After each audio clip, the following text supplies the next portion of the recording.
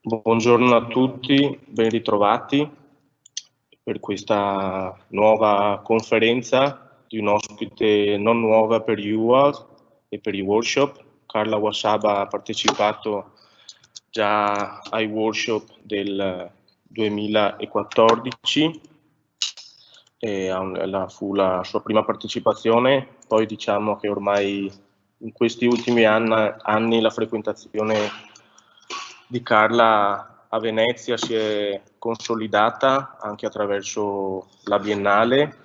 Penso che molti di voi abbiano conosciuto i suoi due progetti esposti in questa Biennale, uno all'interno delle Vatican Chapels, dove lei ha progettato e costruito una cappella ancora visitabile, nonostante le restrizioni Covid, per fortuna ancora visitabile. E poi ha realizzato il progetto Ballast, a cui ho avuto il piacere di collaborare all'interno del Giardino delle Vergini. Carla si è distinta già da anni per per le sue idee, il suo modo di affrontare il progetto.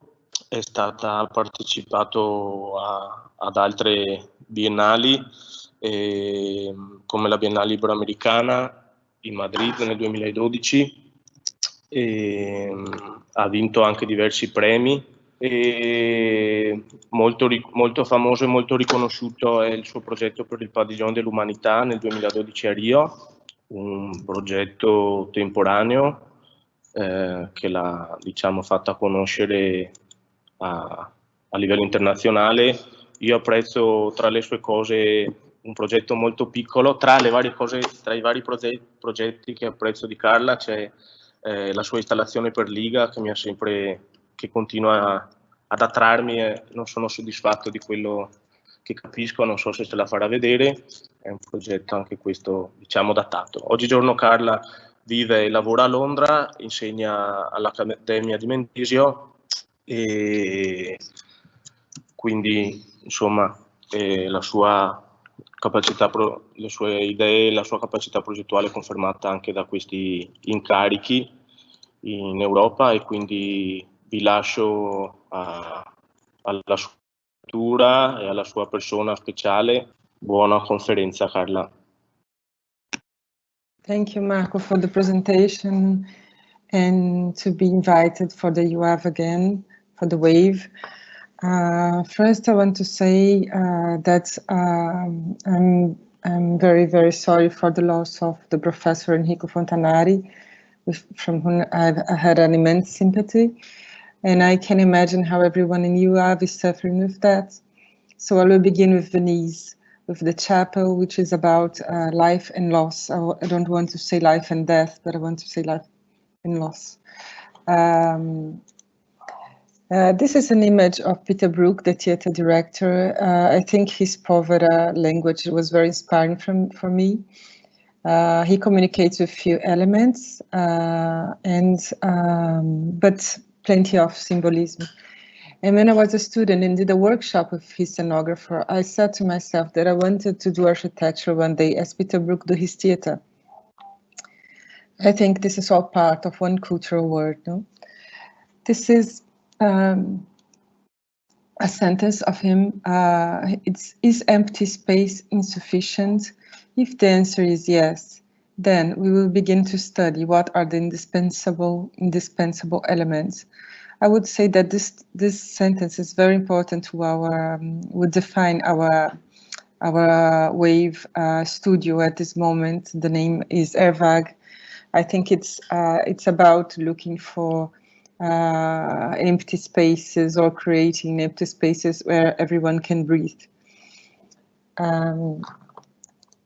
The Vatican Chapels, as most of you know, will happen in Venice Biennale for the Holy See Pavilion.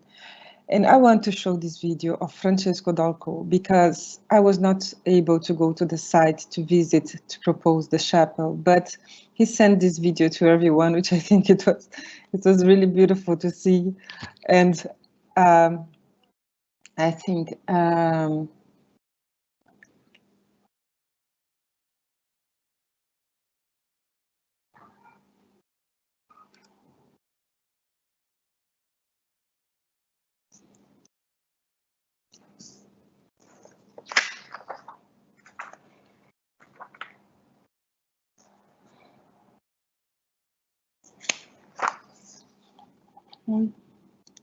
So as you can see, this video it's a very abstract way to present the site, no? And I think it was really beautiful because you could imagine the presence of Venice behind these trees and this light that comes and goes, that for me was a metaphor of life. And I think it was inspiring and beautiful to receive this video. These are all the participants of the Vatican Chapel. That was supposed to be temporary, and it's not anymore. It is in the gardens of San Giorgio Maggiore Islands, and it's there on the side. So it's really on the beginning, a side of Soto di Mora, which I think it's very beautiful because Francesco decided to put the heaviest one aside, the lightest one, and the Soto de Mora ones is very heavy and very, in a way, sad and very Portuguese with his, like a fado music. And this is the side, as everyone know, and this is the project. It's a chapel that is almost invisible. It is an ethereal project that speaks metaphorically about the passage of life, of our existence, of our known existence. The chapel is completed with the surrounding vegetation, I think, like there was a dome that was already there, it's the nature. And I heard many times that this is a sculpture or an installation, and I don't think this is a sculpture or an installation, this is architecture, because it defines a place and there is a program. You go to the chapel and sit at this bench, at one bench, to look at the cross. So it's a synthesis. This is a synthesis of the program of the chapel, I would say. And I think there is a program, as Aldo Rossi has an incredible synthesis that architecture favors an event as the theater. So, I mean, this is not really. This is a chapel because you have something to do and to be inside. There is an inside, I would say. So it's a project made of four beams of stainless steel, very polished, more polished as it could be, and it is seated over these pieces of concrete, and this elevates the ensemble. Everything is 12 centimeters, and this is the frontal view. The cross is, I mean, the horizontal is lower because for a reason that I think it's St. Peter Cross, but I didn't knew that. But the reason was to have to be more close to our measure. So I think that could be an explanation for that. So there was this reinforcements because because this is a bench and we would suppose there would be too many people here sitting. So there's this reinforcement. There is also this one for the junction, and there is a one here that's at the end we added, but it's not here, which is for the cross, because Francesco Dopo said, but people will hang on the cross. I said, of course not. Of course, no one will hang on a cross. And he said, yes, there will be people doing that. And in fact, there are people that stands. So we did at the end also a reinforcement here. He was right. So this is so you can see here the reinforcement inside. These are some images under construction, the prototype, and this is the reinforcement. It was incredibly well done by Ecosystemi. And these are 3 pieces for the foundation. We have 7 pieces of concrete, but there's only 3 reinforcements for the foundation. It's not a foundation, it's something to give more stability to the chapel. And this is the first prototype of the junction that I said, no, this is not, cannot be like this. It has to be 45 degrees and has to be welded. But there was this problem because the chapel was supposed to be temporary, but at the end was not, but it was supposed to be. And this was the second perfectly incredibly well done junction for the two crosses. And this is all the process in Venice. This is like a beautiful image, no? Before everything, like a grave. And some images of the construction. And this was, I never saw anything, just I saw everything when it was done. So it was, I was following, these are images that they send via WhatsApp. So I followed this. And this is the detail that Francesco Dacco is very proud because it was so perfectly done for someone that knows how to do this. So I think that those pieces of concrete, they could be only 3, but there are 7. So for me, the reason for these pieces of concrete is that it gives like a measure to the ensemble, no, like a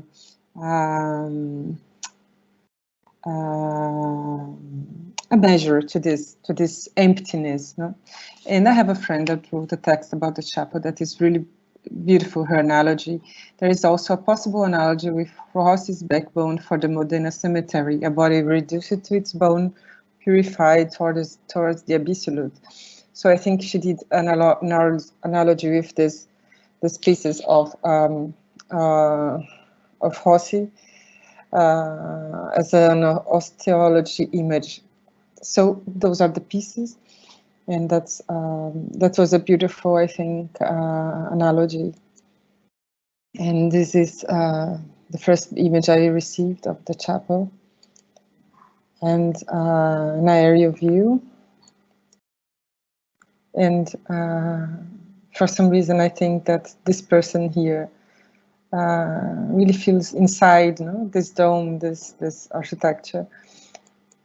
And I thought that because it was like a mirror, I thought that at some point you will never see the chapel. You would see the shadows of the chapel, but it didn't happen. Of course, you always see the chapel in a way. And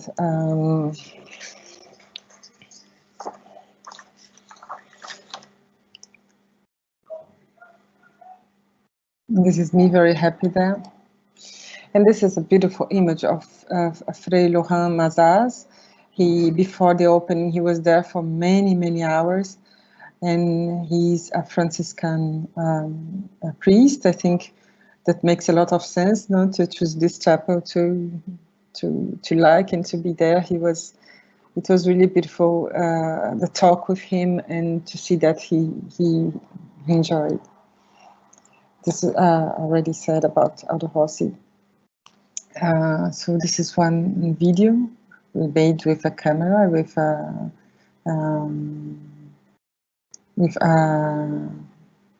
iPhone, and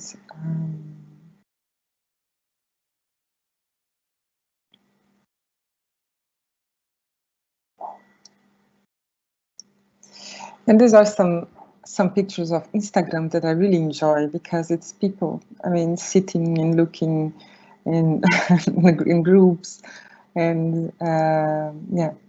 And this is the chapel of Soto de Moura side, and I just put it because I think it's really beautiful, and I really like to be a side of Soto de Moura, not only because it's Soto de Moura, because of this heavy and light together, Brazil and Portugal. I mean, not that Brazil is light, but it's maybe more related to nature and to. And this suspended, at the end it's suspended 12 centimeters, but it is, no? So I would say that I heard many times that this is very Brazilian. I wouldn't say, but I heard that. Now, yes, as Marco said, I will present the Zostasia, the piece from Mexico, because I think I would do a relation. It was made in 2012 in Mexico, but I would do a relation of the chapel in a very, very, of course, abstract way, because I think I think it's, you know, like it's also made of few elements, horizontal elements made of brass profiles, and it has a really material presence. It has 1 centimeter, the brass, but it's suspended in it's a line on space. No? So I would do an analogy with the chapel. So is just as this is the piece, no? This is the magnet. This is a marble brass profile of 2 meters and 40, and pieces of lead here. So it is all under pressure here, the pressure of the magnets. No, it's suspended. Nothing is glued. So this is the different diagrams for each case.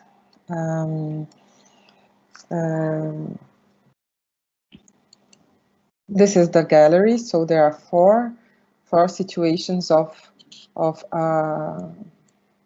construction of these pieces now, and they are suspended, and by considering the weight of each material, so the materials are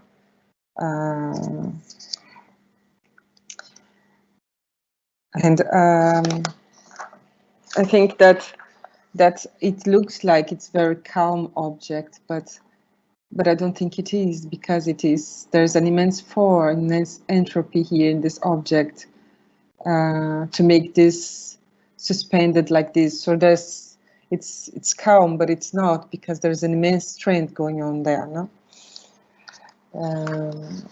I just didn't knew. I knew that Mexico they have earthquakes, but I didn't realize that. So there was an earthquake and everything fall down and was broken by the earthquake. So of course you cannot do an isostatic structure in a situation like this. This is the calculus of physicist, which is a sum of two of magnetism. And what I wanted to know is this 5 centimeters between the magnets. But at the end, the calculus arrived after everything was done. But it was precise. It's 5 centimeters in his calculus. He did all this work, which is fantastic. It arrived after everything, but it was beautiful to see. That was perfect. And very hard to photograph, I would say, as the chapel, because at some point it doesn't have a material presence.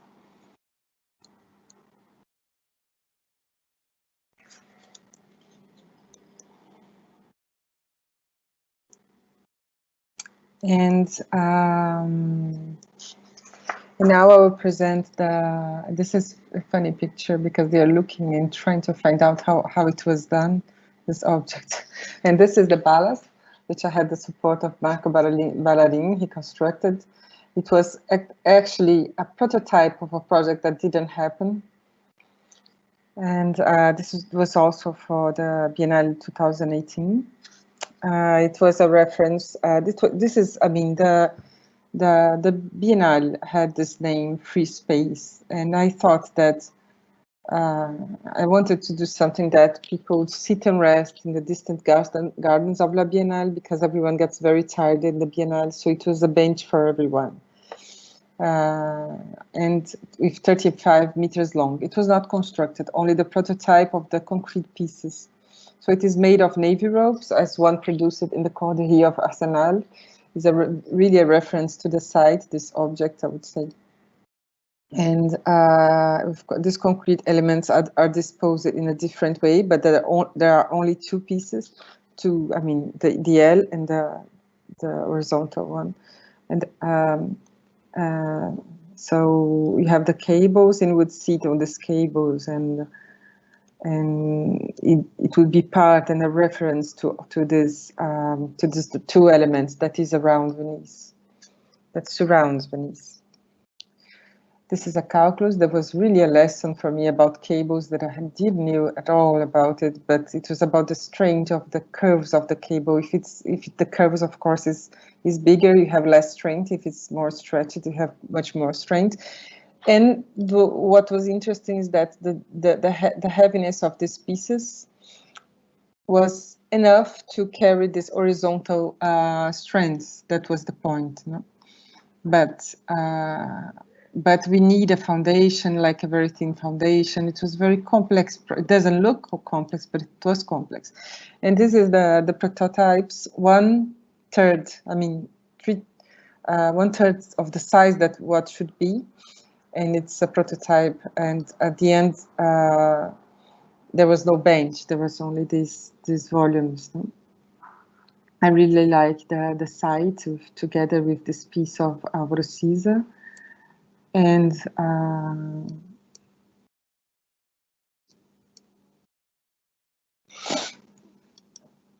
at the end, it was also a bench at some point, because people seated around these objects, as you can see, and like that. And then the Humanidade Pavilion, I will show you now about, this is a pavilion made for the, Rio +20, a meeting, an event where the prime ministers, the presidents were supposed to meet and discuss about sustainability. That was in 2012. And this is Copacabana, this is Ipanema, and this is a headlands, a rockland that's where many events happen in Copacabana, and this is one of the places that it happens, in this headland and also in the sand. But anytime you go there, there's a scaffold structure under construction, and in this case there was this construction here because they built this for the New Year's Eve. So there was a pre-existence structure, and with 170 meters and 5 meters high, with this platform and this white plastic covering. So they wanted to do first an exhibition here inside this plastic white cover with air conditioner about sustainability. So it was only going to be an exhibition, no? And Bialessa, who invited to do this project, she said, I want to do a project about sustainability with air conditioner in Copacabana. It doesn't make sense. So he began to look for an architect. And then when we had a conversation about this idea just happened, because it's like a continuity of this base that was 5, now it's 25. And the pavilion would happen inside this scaffolding, subtracting the idea of these immense walls, no? And so you can see the different sections. You can see that, for example, to do this auditorium, I had to subtract the walls. No? The idea of subtracting, and as well as this pavilion, as well as this auditorium. But the other rooms here on the top, they are exhibition rooms for the public. So it was a building open for the public. This was during construction, when no one's in the city knows what was going to happen, and because, you know, there was contradictions in the newspaper, and they didn't want to talk about this. But this is the center of the city. Copacabana is the center, no? And this was happening, and everyone wanted to know what was happening. This is a beam of 2.40 meters. So there was only 2 options: 1 meter, one beam with 75 centimeters. The other one, this is for the cover of the auditorium, and in the roof, everyone would meet on the roof. All these paths lead to the roof. And this was, of course, a temporary building. And a temporary building that only lasts 2 weeks. I think that there was some people saying, why it doesn't stay longer? And I said, it's just, it has to be temporary, because as a temporary building, it's an incredible building, I think, but as a permanent building, it's really ugly. And this is a reference to Cedric Price. I love this image because it's an accident, no? To have this image with this panels, and then this panel of this pavilion of Cedric Price didn't exist. So I like to bring the historical reference, although his pavilion was made of porticos and this one is made of walls. And then this is the base point. You know, there's no foundation. 7,000 points base point over as like this over wood plaques. And these corridors, they were already there with 5 meters high. They were already beautiful. So there was a pre-existence there that was considered, no? These corridors and this beauty going to the sea. And in the process of the constructions was more fascinated than the final product, because it was getting density and density. This is the auditorium, so it was getting more density. Then it was almost an opaque building, but it was not, because it was transparent. When you were inside, you could feel that. And there's a time lapse of this. So the first week, no one knew that it was open to the public, and then the newspaper finally announced it. And there was a line of 1 kilometer to enter in this building, to see the exhibition, to go to the terrace. And I think people in Rio, they are kind of fascinated by the views of the city, no? So they wanted to see a view that they never saw before, that was on the top of this roof. So I would say, because there was a line of 1 kilometer, that this is a beauty. Was a successful building. I always say that a successful building is when it's in use, you know, like for example, the Centre Georges Pompidou in Paris, which of course is also a reference to this project. It's I would say it's a happy building too, because it's full of people, but it's full of French as well, not only tourists, because for one side there's a library, the other side there's so it's really fantastic. What I want to say about this reference of Cedric Price and of course the Bobu, that was a reference to Cedric Price, the Pompidou was a reference to Cedric Price, is that Cedric Price was inventing at that moment an idea of the future, no? And he was beginning the high-tech idea. It was a rhetorical image of this image of the future. That was what the meaning for Cedric Price. And I think this building is not a reference to the future, it's a reference to the present, because we have to deal with our ecological and sustainable problems, which is a problem of now, not of the future. So I think this building is really ecological, I would say, because the scaffold comes from somewhere and it will go to another place. So it's entirely 100% in use after the material, after the building is done. And okay, those are the line, the corridors, full of people, as you can see in this path inside. And besides all that, I think because it's in a headland, because there is wind, because there is sun, because there is rain, it's just make people more, in a way, they feel more fragile, no? So that was also the intention. And this is the picture that I like the most, because it's from Ipanema, not from Copacabana. And it's building inside nature. You don't see the city, and I think it's a really wonderful picture. Then after that, there was an intention to move this building to Brasilia as a temporary building as well for an event, but it didn't happen because the crisis in Brazil began, and there was this idea of putting this building here, copy and paste, which is obviously doesn't work, because the scale of Brasilia is a scale that you don't handle. It's impossible. It's another scale. So everything that was tried to be done here was impossible. So finally the proposal was to add another ministry made of scaffold of the same measure, of the same height, with the same distance between the ministries, and the name would be the Ministry for All. And this came after everything. It was only an idea and a reflection about what to do, how to continue this project.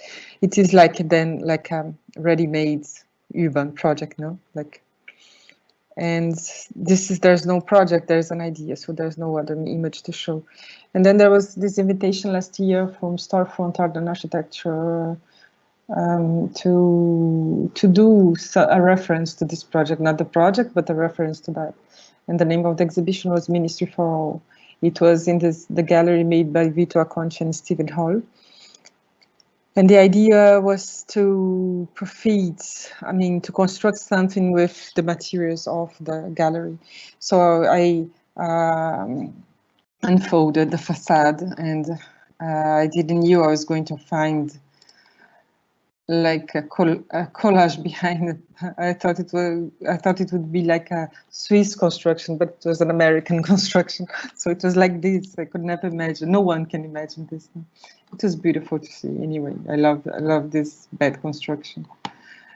And so it was together with another artist. So he took these pieces. I removed the pieces of the facade, and he did an installation inside the gallery. So it was an entirely construction made with what we have there. So he did like these elements floating of the facade inside, which I think it was really beautiful. A reference to Helio Tisica, obviously, an important Brazilian artist. And yes, now I'm going to show us single family houses, because this is part of my life since the beginning of when I began to work in architecture. So this is the part of my job until today. I still work always with housing project, with exhibition design project, with cultural projects. So this is the last one. I don't have pictures yet because it was just done, and then the COVID began, and I didn't have a photographer to go there to photograph this house. But we can see here like a facade. It's a facade made of brick, really big brick, 60 centimeter, and then gaps that you see the view. It's an immense, beautiful view. So these are the elements that are made of 60 centimeter, which not easy to find, these elements. And these are the facade that looks a blind facade, but has openings and openings and openings. And this will be a glass projected roof, so we can have always light here. And this is a render now, but it's only to show inside. This is not a render, but this is a render, so you can feel a little bit inside the house. This is also under construction, but I don't think we followed the construction of this house. There were some problems, but it's like a place for horses, an immense area for horses. And this is a corral. And I think the house is also a corral, as you can see in the middle of the landscape, with no facade, with 4 facades. And this is the structure made of bricks since the grounds. There's no foundation because the soil is really hard, so there's only like a protection. And then I begin the blocks, and the walls are suspends the construction. Sorry. And this is the roof you see in the pictures. This is a model where you can see that in the center you have the living room, the bedrooms, and the perimeter, and then every space in this perimeter has its own veranda, its own balcony. So you can see here the structure of the walls. So I have now here to show a mix of under construction and render, because it was the way I found to show how it's going to be finished. So this is the first ring of iron, and then the second for the roof. And this is where the beams lay, as you can see. And yes, so there was no place to put this house. That's why it's like in the center of this area, and it opens entirely and closes entirely because it's too windy. So this is Hinder together with the picture, because this walls already exist. This is an inside Hinder as well.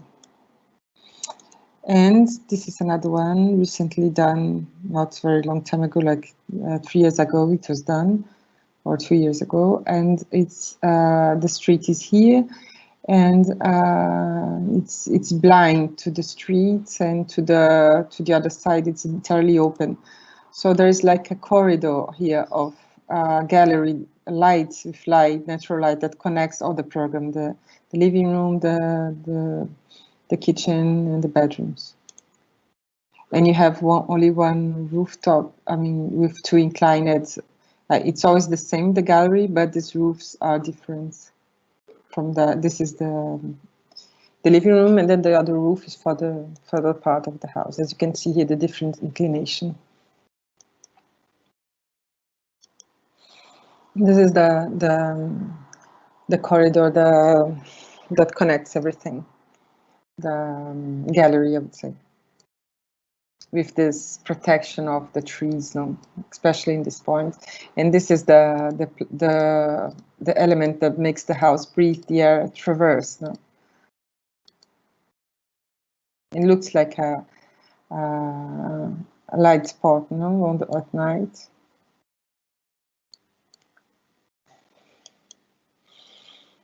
And this is the beautiful site in Rio. And this is another house also done in Rio, also done in a beautiful site in the middle of the nature. And I mean, this is really a centenary garden, and there was no place to put the house, and I didn't want to interrupt this perspective of the terrain, but at the end I did interrupt entirely. But it's a glass house, so I thought I could do it and put the living room in the center, in the bedrooms in the side. And then there's this light that is like a clock, no? Light clock that goes the entire day through these walls, and made of these 2 beams with 60 centimeters of space between them. And so this is obviously a reference to the history of architecture of Mies, but I would say in a tropical way, because I have a projected roof of 1.5 meters, so we can open the window when we have tropical rains, which is beautiful, not close the window when it rains, no, it open everything. So that's the reason for this big projected roof. Very simple construction. As you can see, all the houses, they don't have 140, 160 meters, not more than that. I would say they are all economical houses in a way.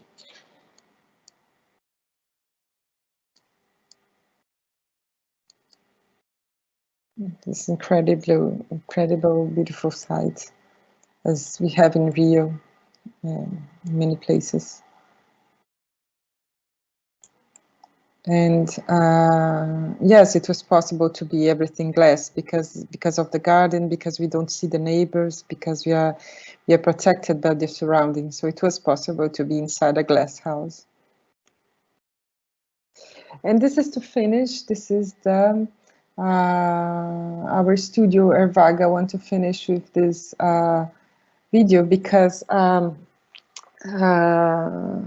think the theme of our workshop is W.A.Ve. And it's about inventing spaces to breathe. That's what happened during the COVID. No, people went to the roof. People invented spaces to breathe. That's what we are supposed to do in our studio of W.A.Ve. To invent spaces or transform spaces to breathe. And I think in a situation of constraint that we had in the COVID, and we could have again, those inventions are fantastic. No? Thank you for everything.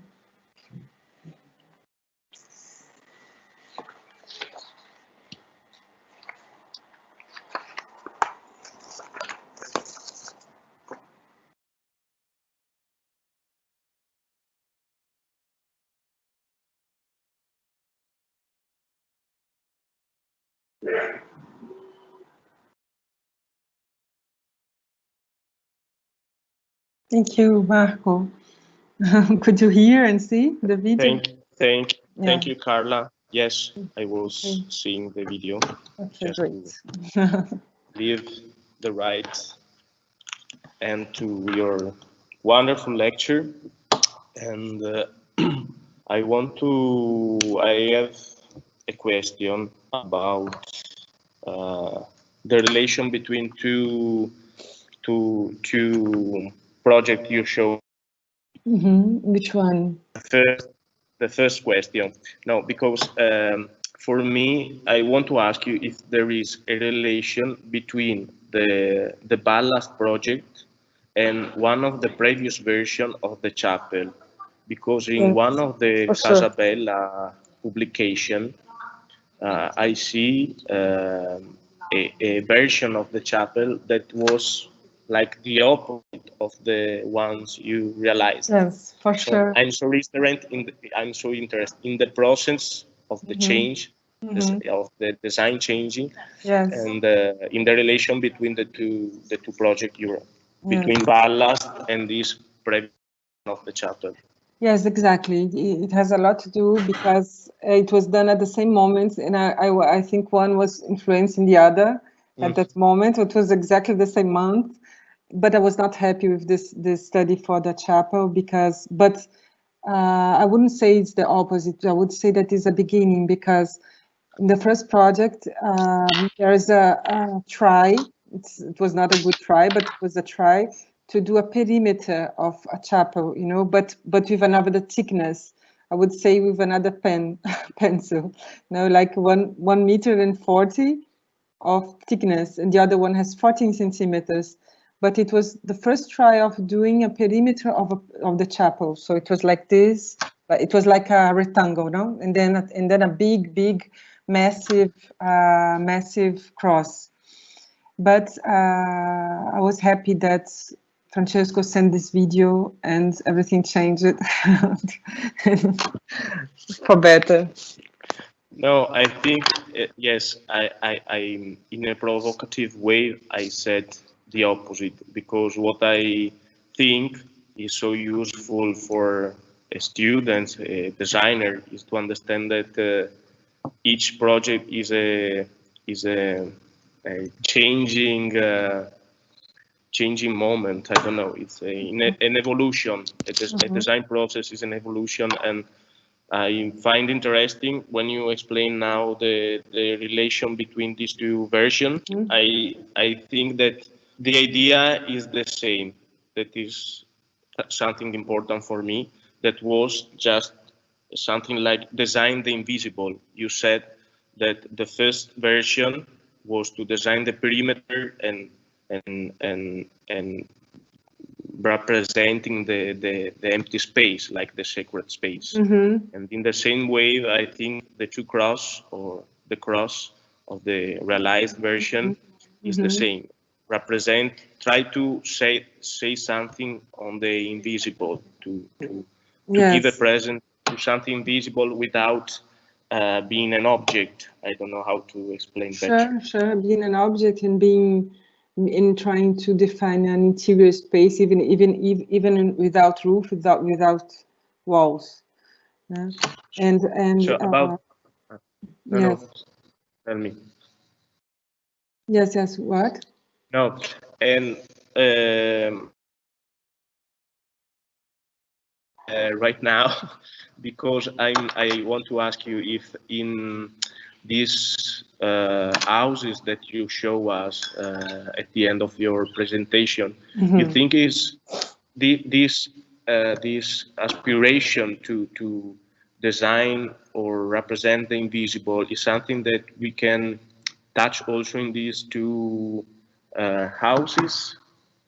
Is I think in the I don't know how, I don't remember the name, the large house, the thin and large house is some, I think his atmosphere is always related with something that happened outside too. So it's just a roof that permit to understand the two sides of the site. I don't know. But which one? The roofs that does like this? Yeah. Different inclination. Yes. Yes. It's always, I mean, all of them, it's always an integration with nature, no? Because it's an idea to have this opening to the side of the nature. But I didn't get the question. So sorry, I didn't get. No, I'm thinking, stressing the concept of the. I like to provoke in this situation. I'm stressing the concept about design the invisible. I think also these two houses that you show us in some way show us this idea of your architecture. I don't know if it's a temporary idea, but I think there is a relation in this way. If we understand your project, thinking on design the invisible, I don't know how to say better, but I think the other work also in the Pavilião da Humanidade probably we can touch, we could see something like that because of the temporary condition. So it's like the Pavilião da Humanidade is like produce something and return the site in the same way. That is one of the aims of the temporary architecture. Yes. Also, yes. tell us. I don't. Also, Iuav could be just the name of Iuav could be related with this idea. Especially the chapel. Yes, it's the.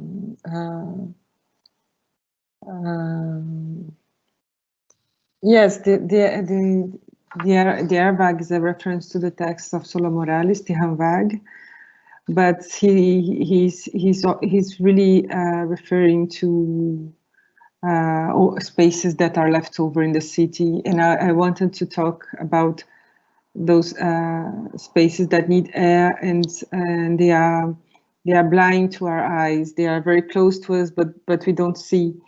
And this is the workshop, no? And the houses, I would say that, for example, the house that has this light in the middle of 60 centimeter, no? There's a clock of light. I think the best part of this house is not the house, but is the presence of this light that passes by. So it's not a material, I mean, it's a material presence, but because the light needs support to exist, no? So it needs a wall. But I think the beautiful image of this house is not the house, it's the passage of the time, you know. So as well as the chapel, I would say. But I thought that in the chapel would happen the shades of the chapel, but it didn't happen because of the trees But I thought in my mind that I would have the shape, you know, the shape of the shadow. So sorry, the shadow of the chapel more present than the chapel. So it was about the passage of time as well. Yes, and then I'm very happy you are speaking about time because it's something that we not touch to. Quite invisible too. But the light is, light and the shadow is presence of time. I don't know how. Yes, for sure. Yes, the presence of time, but it needs it needs a support to exist. It needs anything for light. It needs to touch. The light needs to touch a superficie to exist. No, to be. So and then the Humanidade Pavilion, as you said, but with this other intention that is to put men in a condition fragile of nature, of wind, because it was really windy, because there was a lot of sun. It's really a lot. It's Rio, so it's not that comfortable. So that was to remember, man, that the fragility. So it has to do with, of course, with time as well. Yeah. So. Thank you very much. Thank you, Marco. It was a pleasure. I like so much this kind of discussion. There is one of the students that thank you for the conference. Ask tell us that I don't know if he or she are unhappy to don't be in your workshop, something Wonderful. like that. So the next year we have to promise him or her to come in your workshop. To meet, no? We have to meet one day. No, I'm really enjoying the workshop, and I think they are the best of the part of the students. Most of them is that they understand what to do. That's good. Yes, that's wonderful. Yeah. So Carla, abraço. Abraço. Até já. Até já. Um beijo. Obrigado. Tchau, obrigada a você.